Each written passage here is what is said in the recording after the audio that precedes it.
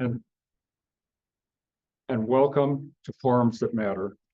This is a community service of the Unitarian Universalist Congregation.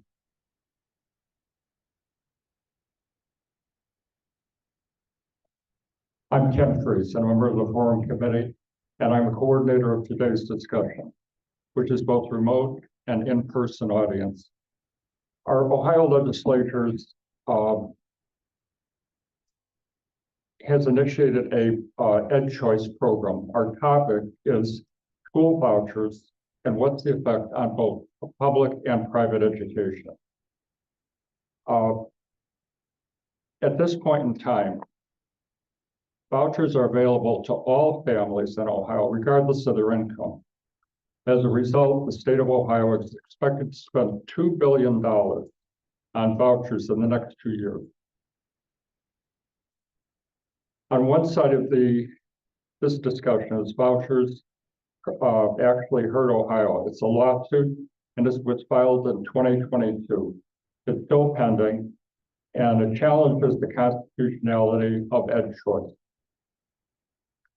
The supporters of the coalition have grown to be 1/3 of Ohio public schools. These school districts educate more than 250,000 of Ohio public school students. To balance this argument, we try to invite individuals who, in fact, support the voucher program. This includes parochial, private, and representatives from our Ohio legislature. All declined to speak today. However, we do have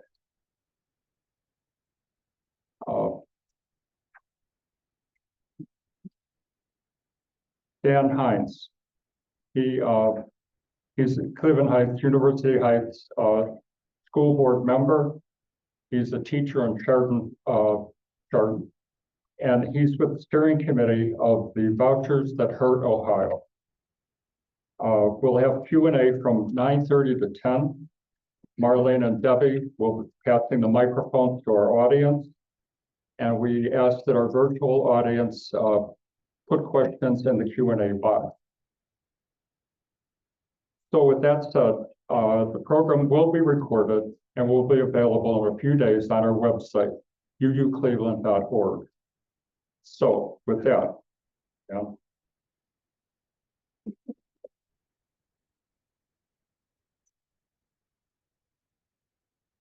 Thank you.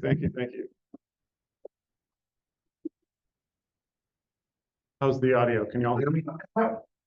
I'm a high school teacher, so I usually don't need microphones. I hear you very well. Cannot, okay. I think you could, use it. How's that? Maybe Okay, very well, here we are. So, I'd like to begin by just saying my thank yous.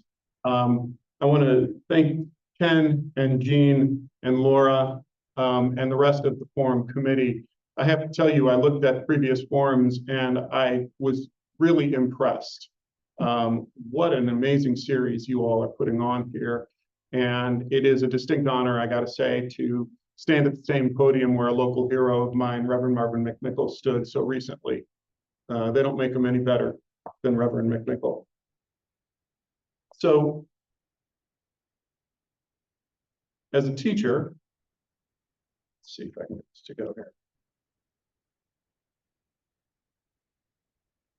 Here we are. As a teacher, I like to tell my students every day, give them a sort of a lay of the land. Here's what we're going to be up to. So I thought I would take the same strategy with you all today. The first thing I want to do is I want to talk about the term school choice. I'm going to give you a hint. It's nonsense.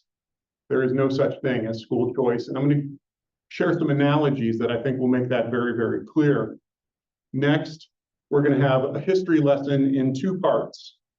Public school funding overall in Ohio and publicly funded vouchers in the state of Ohio. Next, we're going to talk about the impact of those vouchers on our classrooms, our school districts, and the children, both in the public districts and the children who use the vouchers. And finally, I'm going to talk a little bit about how vouchers benefit wealthy families and private schools at the expense of struggling families and public districts. So the term school choice was made up out of thin air about 25 years ago by political lobbyists who plan to normalize the term simply through repetition. We all know the more time you hear something, the lobbyists and the marketing folks have this down to a science, the more times you hear something, the truer it becomes to you. Or as I like to call it, fake it till you make it. History. Ohio has a proud history of public education. There was public education in Ohio before the US Constitution was signed. The Land Ordinance of 1785 was one of the gems that was created under our previous form of government, the Articles of Confederation. And in the Land Ordinance, it specifically sets aside one plot of land per township for public education. So for 240 years, Ohioans have been supporting public education. That's something for us to be deeply, deeply proud of.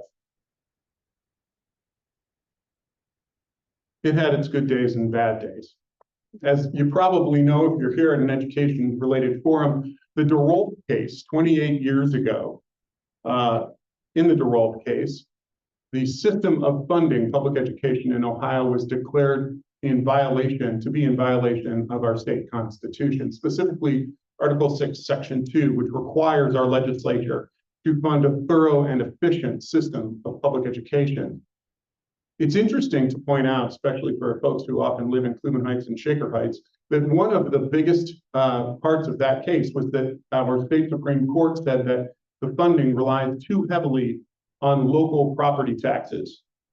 Certainly everyone in Cleveland Heights and Shaker Heights can agree with that. Unfortunately, the General Assembly ignored it for 25 years because there was no real teeth in the decision. It was just like, yeah, you really ought to fix this. But in 2021, real progress was made.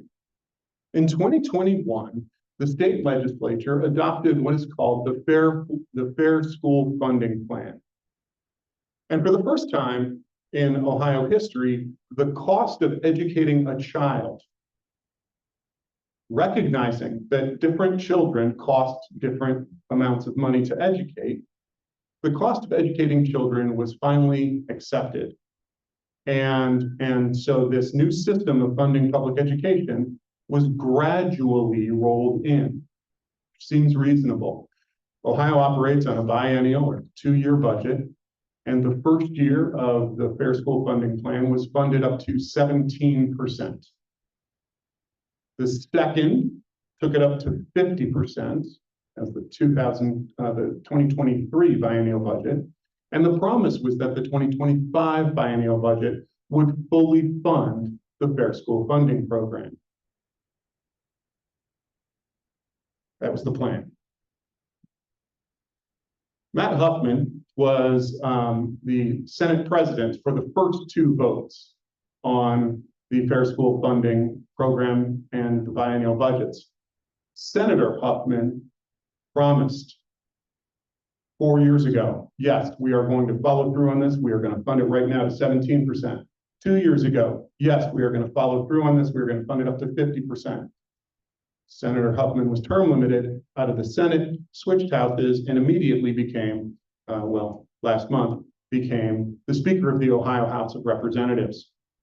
Within weeks of becoming Speaker of the Ohio House of Representatives, Senator Huffman announced that fully funding the Fair School Funding Plan was unsustainable.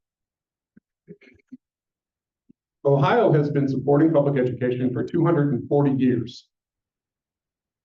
Mr. Huffman says it's unsustainable. I think it's probably Speaker Huffman that is unsustainable. So here's a brief history of vouchers in Ohio, and I promise I'm going to keep this really brief. In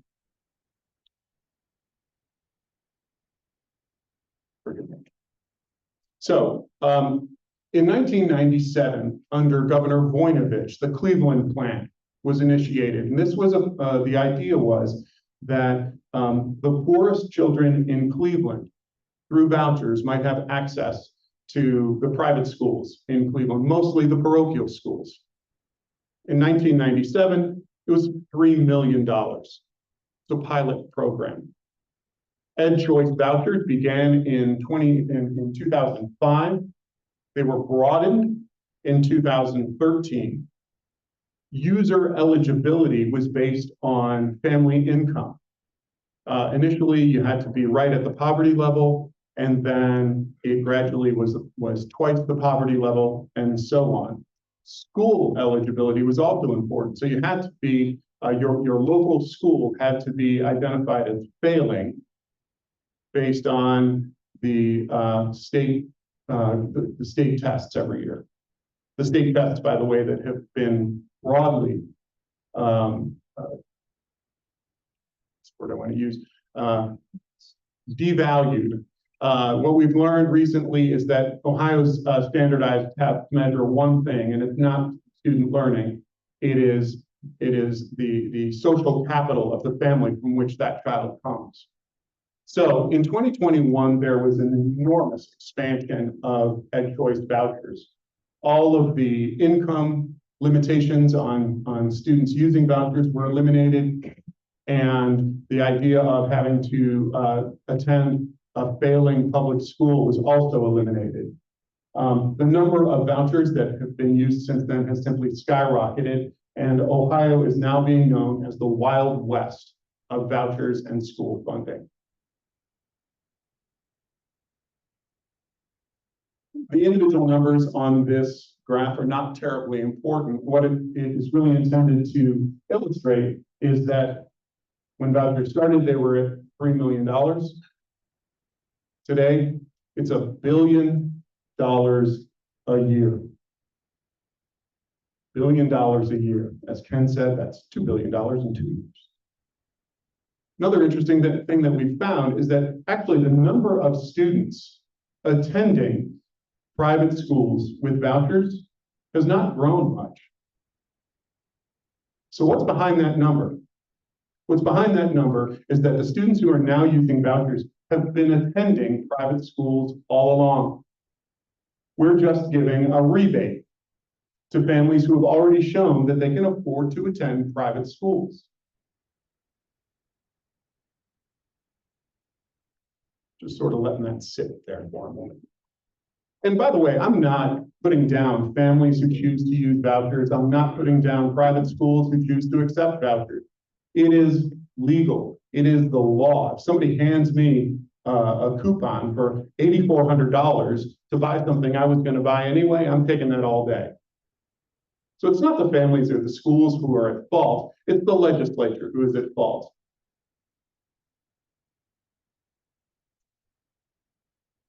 So who benefits from EdChoice vouchers?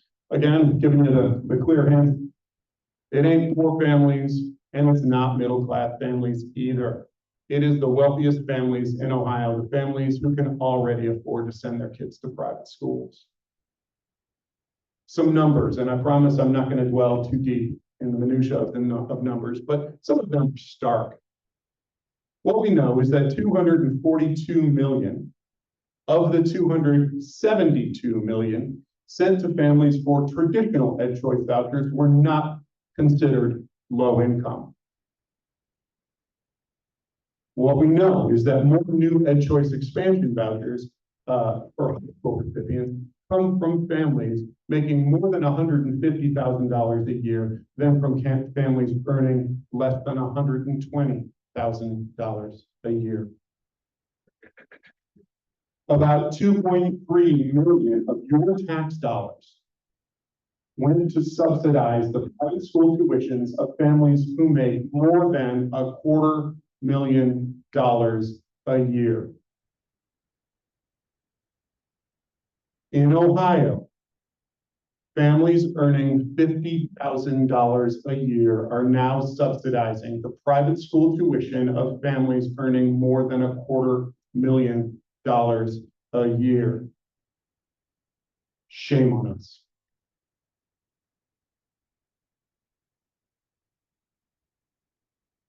Why don't we hear more about the incredible performance of the students who are using vouchers?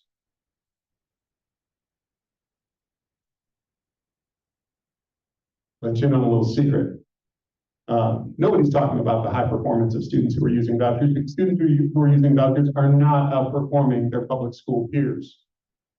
The Cincinnati Enquirer reported, they did a massive study, 88% of the time, kids taking vouchers who attend private schools perform lower on the proficiency test than the students at the schools that they would otherwise attend, the public schools they would otherwise attend, 88%.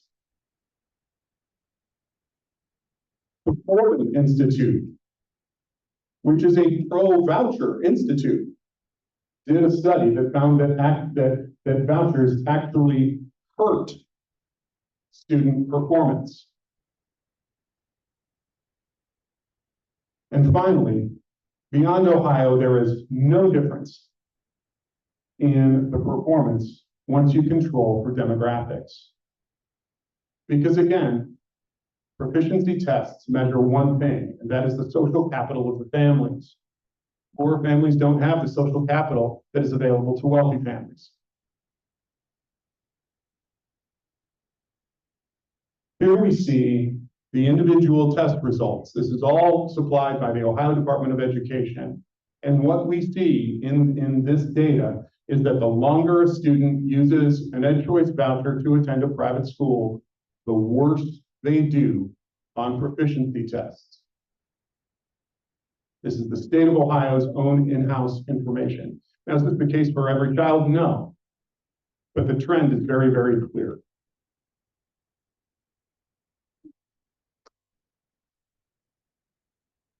My good friend Steve Dyer, whose presentation this is based on, Steve's a former Ohio legislator, a brilliant education policy analyst. A few months ago, I was at a conference where he used this presentation, and he said a quote that really stuck with me.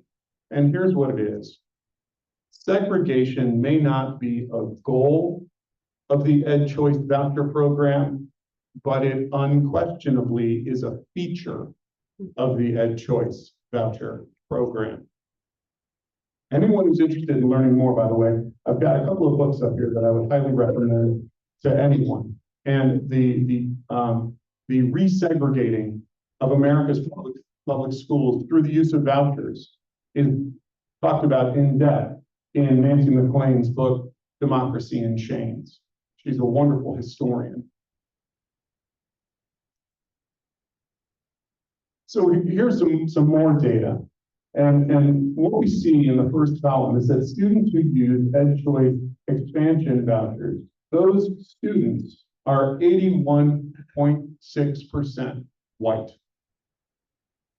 The districts that those students leave are 72.6% white. Same thing, same trend goes for EdChoice regular and Cleveland vouchers. So we see that the EdChoice voucher program and all the voucher programs are fundamentally resegregating Ohio's public schools.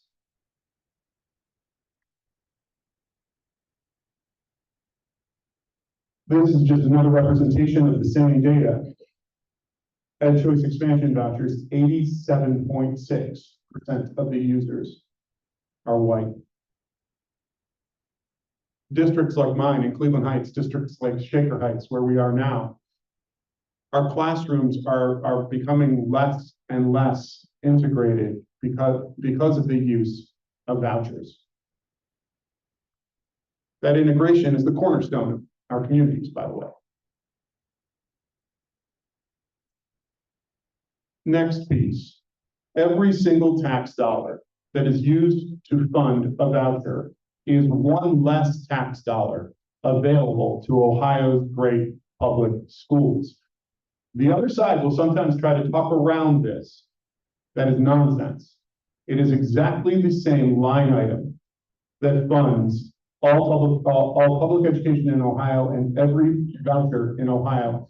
And our General Assembly was very specific in enforcing this. They put that into the law that all voucher funding must come from the same line item as public school funding. And the reason that they did that is just fantastic.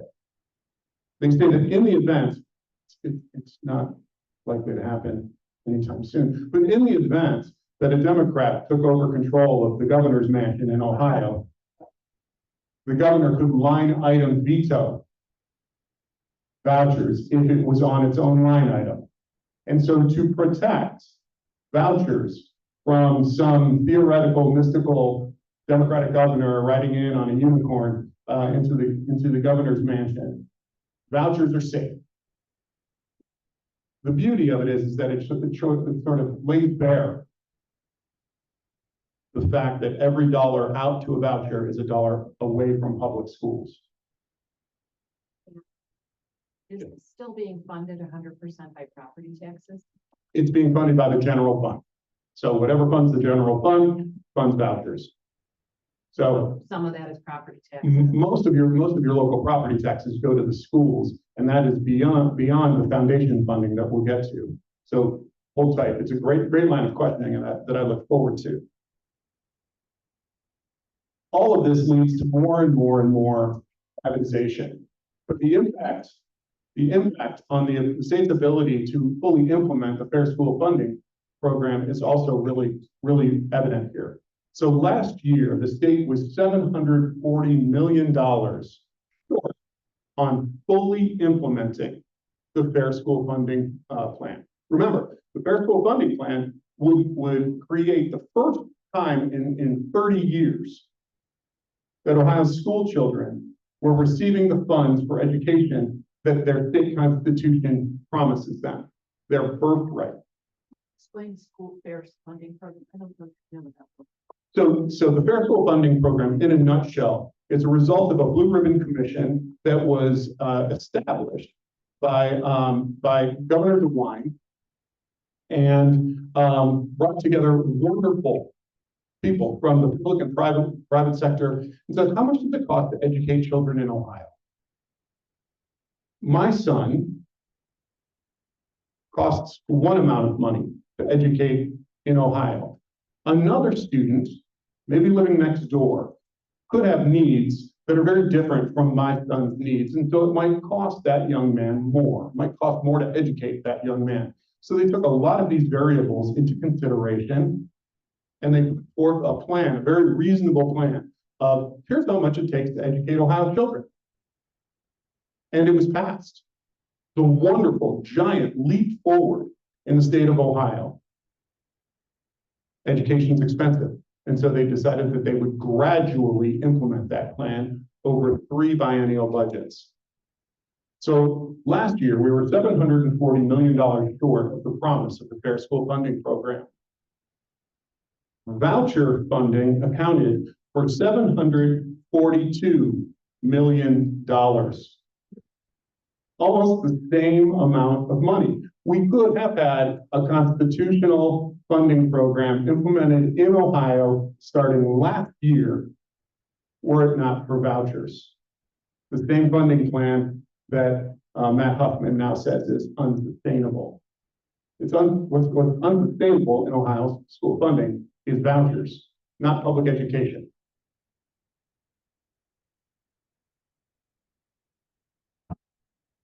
So, like good old Tip O'Neill said, probably not many people around who remember Tip O'Neill. Oh, yeah. Well, maybe it was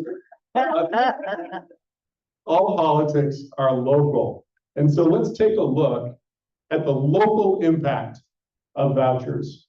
I asked Ken what communities some of the folks who often attend these forums hail from. And here is a table that talks about the individual impact to our individual communities. In my beloved Cleveland Heights University Heights, we received from the state $2,300 of what's called foundation funding. That's how much we get per pupil, $2,300. So a high school kid is funded by the state $2,300 to attend Cleveland Heights High. The state will give the same high school student a voucher valued at $8,408 to attend a private high school. The state is willing to spend 3.6 times as much to send this child to a private school than the state will spend to send him to Heights High. Shaker, where we sit this morning, is funded $2,775 per pupil from the state of Ohio. The state of Ohio will give that same child $8,408 to attend a private school. 3.03 times. 3 times as much to attend a private school as the state will give to attend Shaker Heights High. South Buford Lyndhurst, they're funded $1,800 by the state of Ohio. The state of Ohio will give a child 4.6 times as much to attend a private school than Brush. In Chagrin Falls only receives $900 per pupil. That converts to 9 times as much. The state will spend 9 times as much to send that student to a private school than to Chagrin Falls High. Where I teach in Chardon, $1,200 is all the state sends to the Chardon local schools to educate a student, one of my students. The multiplier here is 6.9 times that amount to educate the same student at a private school. The inequity is mind-blowing. This wraps up my prepared remarks. I want to point out that, and I'm happy to talk about the lawsuit, if that's the direction that we want to go next. I've got my contact information here. You are all very, very welcome to reach out if you have any questions down the road. I also want to share, this is the contact information for Steve Dyer, who's the former Ohio legislator, upon whose presentation I sort of blended this.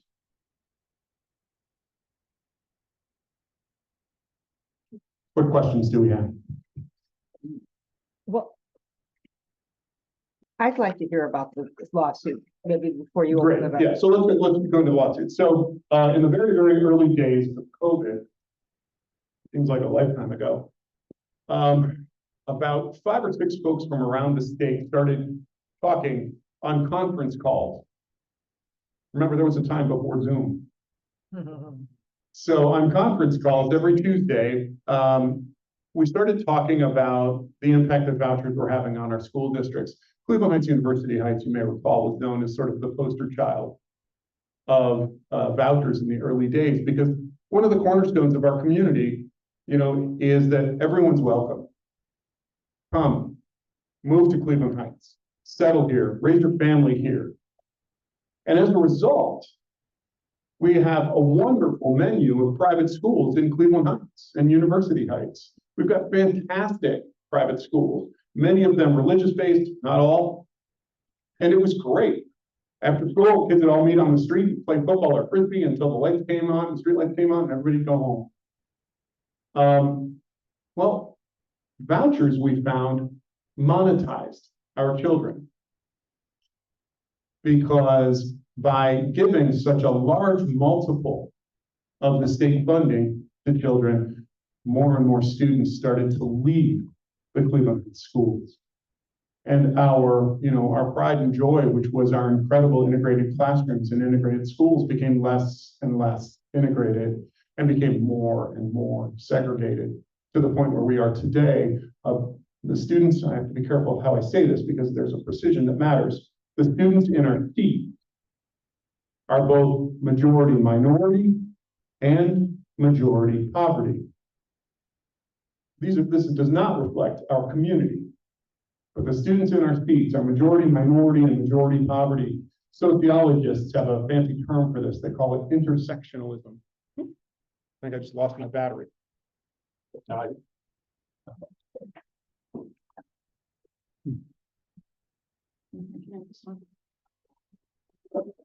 What is this? Okay, we have Q&A, and we have Debbie and Marlene will be passing a mic to the audience. Again, still working on the lawsuit. Oh, okay. and stay focused on a question. So we filed a lawsuit about 4 years ago. We identified 5 ways in which our legal team identified 5 ways in which the EdChoice Voucher Program violates the Ohio State Constitution. Filed it in Franklin County. It's been assigned to Judge Zane Page, who has been fantastic. She reads everything great. It's moving very slowly because of that. The other side, as they often do, challenge every one of our 5 claims. They seek to dismiss the lawsuit based on each one of our 5 claims. I am happy to report that all 5 of our claims went through. None of them were dismissed. So nobody can say that the lawsuit is frivolous in any way, shape, or form. We have passed the first filter. We're now in the era of the section of the case where we are, both sides are subpoenaing information and testimony. I will say of the dozens of subpoenas that have gone out, all but one person has complied with the subpoena. Senator Matt Huffman, now your Speaker of the Ohio House, is the one person who fought his deposition. We walked away from his deposition. There's enough on the public record. We don't need to get the Speaker. And so we are scheduled to get into court this summer, and we're eager to get into court. Other questions? So call me naive, but I have a really hard time believing that this is, a bunch of men, mostly white men in dark rooms, plotting this. But then, so what is the genesis of this? And I forgot what my gut comment. It's so complicated. I feel like people aren't paying attention because it's too complicated, and that's the way those who are pushing this want it. Two-part question, two-part answer. The genesis, which is the perfect word for the origin story of vouchers, ProPublica, just 2 or 3 days ago, published an incredible in-depth study about the genesis of vouchers in Ohio. And it was George Voinovich. This was his project, the Cleveland Plan. But now they've studied his personal papers, which I think are at either OU, I think that they're at OU, and they've now pulled out, no, this was George Voinovich and Bishop Pilla working hand in hand in order to get public funds to lift up many of the collapsing Cleveland parochial schools. And the second part of your question was, it's so complicated. Yeah, we all get blurry-eyed. That's why I try to stay away from numbers. But, there's nothing exciting about public education, except for, it's how we transmit our democracy to the next generation. I get it. So I would highly recommend the ProPublica work. Hi, could you talk a little bit more about Mr. Huffman's extended plans, including using public money to build and renovate private schools, and especially to build them in rural areas where sometimes the voucher program is not popular because there are no private schools, and what his plans are for that? Yeah, by all means. So for the first time last year, public tax dollars were used to add bricks and mortar to private schools in Ohio. No great shocker, one of them was in Lima, Ohio, the speaker's hometown. And his plan is clear. The next frontier for public funding will be to build, create, renovate, and expand private schools throughout Ohio. As you mentioned, rural America, especially, Hocking County, Appalachia, Ohio, will be quick to get the dollars first. House Speaker Huffman just has his eyes set on the end of public education. However, there have been 2 states in the United States who have ended the whole notion of compulsory education. I think he wants Ohio to be third. Where did that state? Texas and Louisiana. Oh, we have a question from our virtual audience.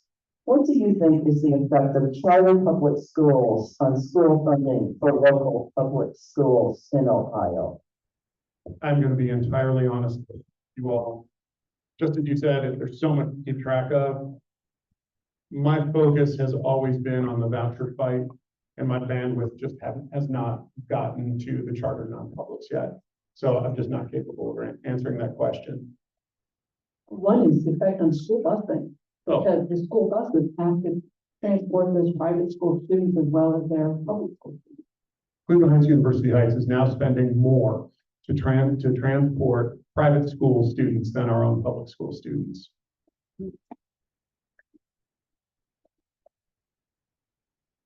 You know, one thing I'd like to just say, this is a correction on something we said. Please. And that is, it's not the legislature, it's the people who elect the legislature. And that's where the problem really exists. And in terms, for example, of your lawsuit, if that ultimately goes to the Supreme Court, hasta la vista, baby, in the words of the Terminator. And that's really where the problem is in this state. And in a sense, it's the working class and the lower middle class that are supporting a lot of people here. So in response, we ought to thank them for their willingness to pay taxes to support us. I say that as a parent who sent his kids to the public school system. But, you know, as Forrest Gump's mother taught us, stupid is, stupid does. So one of the things you just said, and I agree that our gerrymandered assembly, which I'm no longer calling them the General Assembly, I'm calling it gerrymandered assembly. It is gerrymandering that is at the core of so many of Ohio's problems. However, you know, your crystal ball sees things a little bit differently than mine does. And I believe when the law is on your side, what you want is a very conservative court. And so while we'll see if the court as it is constituted at the time when we arrive there, and I am certainly very eager to get there, we'll see. But I'm not going to prejudge that, because conservative courts like the word of the law. This isn't a Fingers conservative crossed. court, it's a Republican court. I think another point of view is that, I pay a lot of tax. I'm in the Southeast Winter School District. And of course, I don't have any kids. I've been fixed into my house for a long time. And so I pay a lot of money in taxes. But you know, the school does make minimal effort to let me know what they're doing. They keep themselves invisible. And I think that there is a responsibility on the part of the school to talk about what they're doing. In the old days, you know, they did more of that. You can't even volunteer to school these days because of all the security. And I think there's what do you think about that? The responsible schools like you let the citizens know what they're doing with our money. I agree. As a board member, it's sometimes hard to balance, because we're very proud, and South Dakota is very proud of the work that our kids and our staff are doing. You know, but you don't want to be the district that's, you know, doing the touchdown dance every day. Not that I mind Travis Kelce doing a touchdown dance. So it's a difficult thing. And I agree with you that it is hard to even volunteer in the schools today because of the safety and security. Programs, let people know what's Right. happening. I will say this. I don't think that Southeast Lyndhurst is part of the lawsuit yet. And so if folks are interested in encouraging their local school districts, first of all, you can go to VouchersHurtOhio. There's a list of all the participating school districts on the website. And there's also toolkits at VouchersHurtOhio about how you can, you know, begin to approach your local school board about getting them engaged in the voucher lawsuit. I'm leaving it up to others to pick which hand goes. Oh, Marlene. State only funds only some at $2,300, making up a number. Where did you come up with the number of $8,000 as a voucher to go to a private school?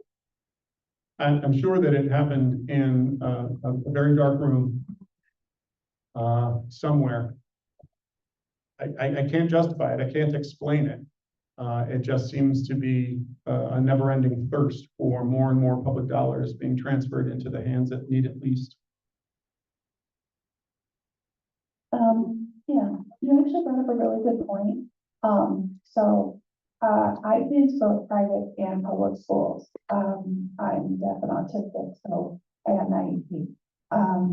And there were times when private schools met my needs and public schools met my needs. I was fortunate enough that, I was able to afford to go to private school. There is this, you mentioned schools being more transparent. And it's almost like there's this double-edged sword of, public funds need to go to the public schools so that they can have strong programs for people with disabilities, for integrated classrooms. And then you're taking that money away from those students when they go to, with these vouchers. But then on the opposite side of things, there were times when I felt like some private schools have like smaller class sizes and better attention. So if there's a reason why I think a lot of people are interested in these vouchers, because they think kids are getting more out of going to a private school than a public school. And how can we get the public more aware and maybe, anyway, sorry, just kind of, a more open process, I guess, for education. But again, that's, anyway. Yeah, as I mentioned earlier, this is no judgment on families who choose to use private schools or those private schools that you choose to take vouchers. I'm the youngest of 7. 6 of us went K through 12 type schools, but for one of us, for one of my sisters, known as St. Anne's then, was the right choice for her. And so my parents, believe me, we didn't have 2 nickels to rub together. My parents made it work. And St. Anne's made it work on a sliding tuition scale. My parents both went K through PhD in private Catholic schools. They just didn't expect their neighbors to pay their tuition. I'm probably going a little off topic here, but there is funding for non-public buildings or schools who then choose to and John Peterson and all. So that fund, so some of those private schools do receive funding for educating students with disabilities. And, those students then aren't actually educated on it. And so that's a whole other, is that there also? I wonder what room that happens in also. Right. And just so that you know, the lawsuit is focused on EdChoice vouchers.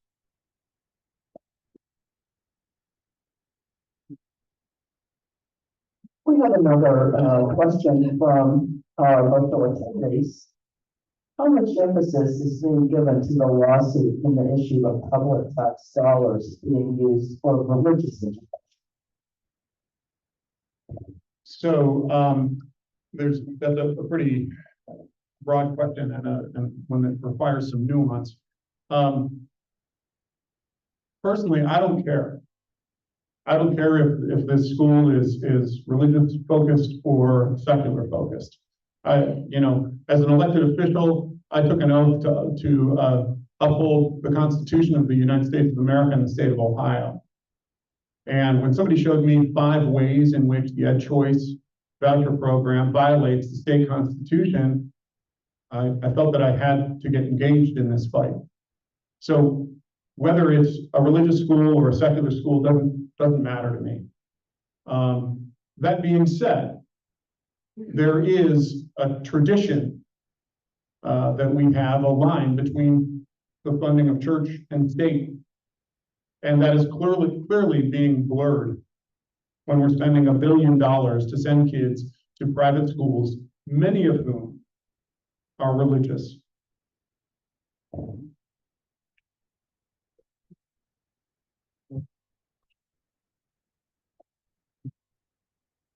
So to follow up on that thought, what is the percentage of secular versus religious private schools? Because it seems to me, what you said about Bishop Villa and George Voinovich, this is an effort to tear down public education because of the whole woke ideology, and yet many private schools are very liberal.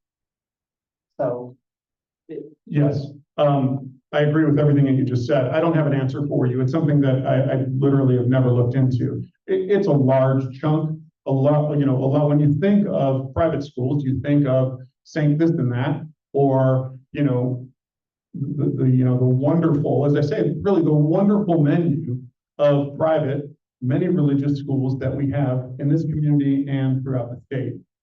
It just doesn't affect our lawsuit, to be honest with you. And so I just don't have the data for you. You could probably Google it and find out. And the state actually reports on where the vouchers go. So if you go to the Ohio Department of Education and Workforce Development, and you're willing to swim around in there, I'm sure you can probably find that information. thanks, Megan. I'm just a parent, so I don't have as much insight as I'm sure you as an educator, but could you also speak to some of the requirements of public schools in terms of testing, accountability, both financial and academic, and what accountability we also have to have from private or public schools, or the lack thereof. Thank you. I'm thrilled to take this one on. So as a member of the Board of Education, my community has elected me twice, God willing, a third time next November, this coming November, to serve. So voters are never more than 2 years away from being able to reconstitute their Board of Education. That is the ultimate accountability. If you don't like the way that your school district is headed, elect new members into your Board of Education. There is absolutely no equivalent in private schools, none. So $1 billion is going to fund institutions that have zero public accountability. Public schools have to abide by the Freedom of Information Act. And so anytime anybody submits a FOIA request for records related to this, how are we spending money? What curriculum are we offering? How much are we spending to maintain, building Z or building A? All of that is available, and we are legally bound to fulfill those public Freedom of Information Act requests. Public Freedom of Information Act requests. Private schools are bound by none of that. They are by nature private. So the ridiculous truth of it is that Ohio taxpayers are spending $1 billion to educate private school students without an iota of evidence that any of that $1 billion is actually going into those classrooms. Zero transparency. And I want to give you one piece of information that I hope will land. We're talking about $1 billion a year to private institutions. So let's transfer that into what the effect might be on Ohio's public school classrooms. Using very dirty math, the cost of a teacher statewide average is $100,000 a year. $1 billion, the same $1 billion could surge 10,000 new teachers into Ohio's public school classrooms. That's the impact of $1 billion, 10,000 teachers. Instead, we're sending it to the wind.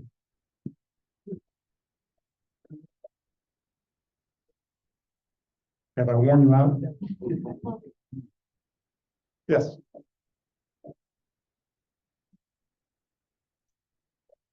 What do you think is the best publicity that your thoughts and research could provide so that people were more aware of this, because most voters are not? So what kind of media could help educate people on the reality of what's happening? Thank you. So the VoucherSHurtOhio lawsuit is going out and There are people like me all over the state of Ohio, most of them better than me at doing this sort of event. And we've got an entire group who are eager to come and speak anytime. At the VouchersHurtOhio.com website, we have toolkits that are available, A, to educate anybody about the issue, and B, to teach them how to engage on the issue with their local boards of education. We use op-eds in all of the main newspapers. I've had op-eds published in on Cleveland.com, as well as the Columbus Dispatch. So, you know, the word is getting out. And in fact, over the past couple of weeks, we've had a pretty impressive run. I think that about 7 or 8 new school districts have joined the lawsuit in the past couple of weeks. We're now representing, so Ohio has 611 public school districts. We are now representing nearly a third of them have joined the lawsuit. And those numbers, those districts are all of the big 8 districts in the state. We've got urban districts, rural districts. Every corner of the state, almost every county is involved. So, you know, this is a public school issue, but I'd really like to refocus it also on the fact that this is a taxpayer revolt. Only 25% of Ohioans have children, school-age children, but 100% of Ohio's households pay taxes. This is a taxpayer revolt. I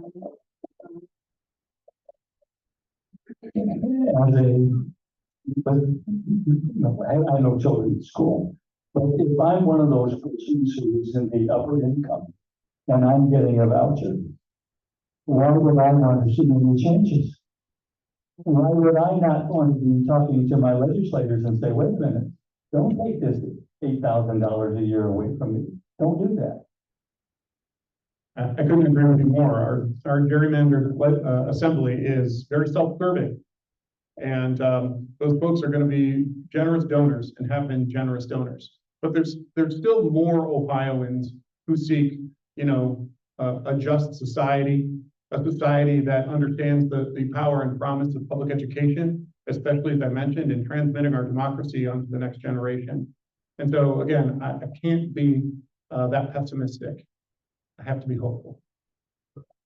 So following up on that, if we're trying to convince our local neighbors to pass their school levy and their immediate gut response is, you know, heck no, property taxes are too high already, what would be related to the voucher response that you would encourage that person to make, to say about the vouchers, why we should continue to support our levies, and where the ire and the anger should be directed in a more effective way? Yeah, you know, I look at levies as sort of the ultimate form of civic altruism, you know, where we as voters voluntarily raise our own taxes in support of our public schools, whether or not we have children in those schools. And it's a really courageous, visionary form of civic virtue. And I've lived what you just talked firsthand. In Cleveland Heights University Heights, we failed a levy. And the next time that we were going around knocking doors, what we kept hearing is, I understand what you're doing to stretch our dollars. I understand what you're doing to cut every bit of fat from the budget. What I don't understand is what you're doing to protect our tax dollars. And that's the conversation that drove me into the early days of the Vouchers Hurt Ohio work, because we had 5 or 6 people on these conference calls and everybody was hearing the same thing. And as we talk about Matt Huffman saying that public school funding is unsustainable, all that means is that the state funding public education is unsustainable. So the burden is just going to go back to the local communities to raise their taxes. Now, I'm going to take you back to earlier in the presentation. What was the main point that the state Supreme Court found was a violation of the Constitution? Was that quote, over-reliance on local property taxes. So it's just making the problem worse. David, I have a quick one for you. So it seems to me that our state is more attractive from vouchers than other states. Could you talk about the population of students and or the influx of families and students who come here to take advantage of that? I can only really respond anecdotally. I don't have any data. But we do know that Ohio's vouchers do attract families from all over who want to come move to Ohio, where they can send their students, mostly, and this is in the case, mostly religious schools, where they can send their kids to religious school for free. It is the law of the land. And I'll be honest with you, I don't fault them for it. If I've got 4 or 5 kids that I want to send through a private school of any denomination or none at all, and I can move to Ohio and do that for free, yeah, that's a lot. I mean, you're talking about $8,400 times 5 per year. And sometimes you hear these families and the supporters of vouchers say, well, I'm a taxpayer too. Sorry, but if you're getting $8,000 vouchers for 4 of your kids, you're not a taxpayer, you're a tax collector. And if you're not a tax collector, you're at such a high income level that frankly, hold my beer.